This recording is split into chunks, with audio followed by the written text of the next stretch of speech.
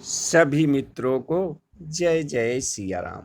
प्रभु श्री राम की कृपा हमारे सभी मित्रों पर बनी रहे, यही हमारी मंगल कामना है। तो मित्रों, लंका जाने में माने समुद्र के उस पार जाने में अंगद जी और हनुमान जी दोनों सक्षम थे, लेकिन फिर अंगद जी क्यों नहीं गए, हनुमान जी को क्यों भेजा गया?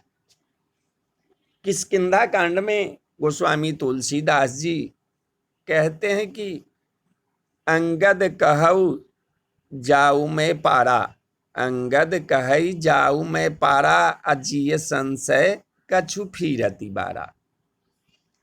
अंगद जी जो थे वो बुद्धि और बल में बाली के ही समान थे, बाली से थोड़ा सा भी कम नहीं थे।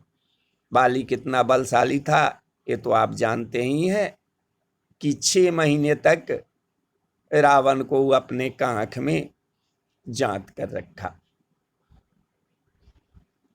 तो अंगद जी तो बाली पुत्र थे, तो बल बाली के समान ही था उनके पास। समुद्र के उस पार जाना भी अंगद जी के लिए बिल्कुल आसान था, किंतु अंगद जी कहे कि चले तो जाएंगे, लेकिन लौटने में मुझे संदेह है, संशय है। कौन था संशय लौटने में?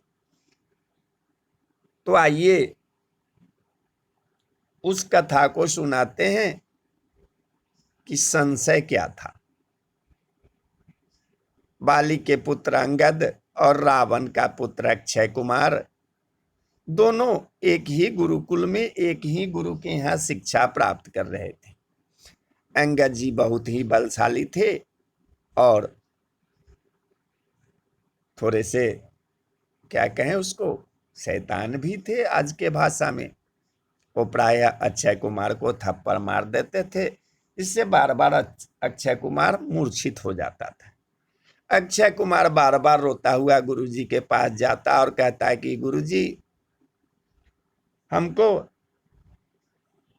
अंगद जी मारते हैं। अंगद जी का शिकायत बराबर करता था। एक दिन गुरुजी ने क्रोधित होकर अंगद को श्राप दे दिया कि अब यदि अक्षय कुमार पर तुमने हाथ उठाया तो तुम उसी क्षण मृत्यु को प्राप्त हो जाओगे।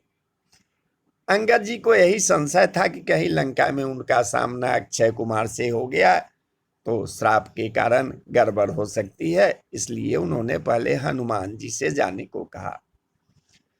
और ये बात रावण भी जानता था, इसलिए जब राक्षसों ने रावण को बताया कि बहुत भारी बानर आया है और पूरे अशोक वाटिका को तहस नहस कर दिया है, उजाड़ रहा है, तो रावण ने सबसे पहले अक्षय कुमार को ही भेजा, क्योंकि वह जानता था कि इतना बलशाली बाली और अंगद ही है।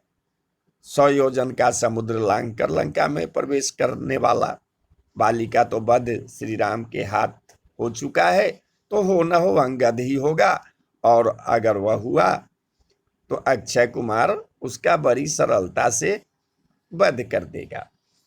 पुनि पठऊ तही अक्षय कुमारा, चला संग लय शुभट अपारा, आवत देखी बिटप गही तरजा, ताही निपाति महाधुनि गर्जा। किंतु जब हनुमान जी ने अक्षय कुमार का राम नाम सत्य कर दिया और राक्षसों ने जाकर यह सूचना रावण को दी, तो उसने सीधे मेघनाथ को भेजा और कहा कि उस बानर को मारना नहीं, उसको बांध कर लाना। मैं देखना चाहता हूं कि बाली और अंगद के सिवाय इस दुनिया में कौन सा बानर इतना बलशाली है। सुनि सुत बध लंकेश रिसाना, पठियसी मेघनाथ बलवाना, मारसी जनी सुत बांधे सुताही, देखिए कपि कहाँ कर आही। तो हनुमान जी तो सकल गुण निधानम, बानरा नाम धीशम, ज्ञानी नाम अग्रगण्यम है। वह जानते थे कि जब तक अक्षय कुमार जीवित रहेगा तो अंगद जी लंका में नहीं प्रवेश कर पाएंगे, इसलिए हनुमान जी ने सबसे पहले अक्षय कुमार का वध किया, जिससे अंगद जी बिना संशय के लंका में प्रवेश कर सके। और बाद में अंगद जी शांति दूत बनकर भी रावण के यहाँ गए। तो बोलिए जय जय सिया राम, जय जय हनुमान।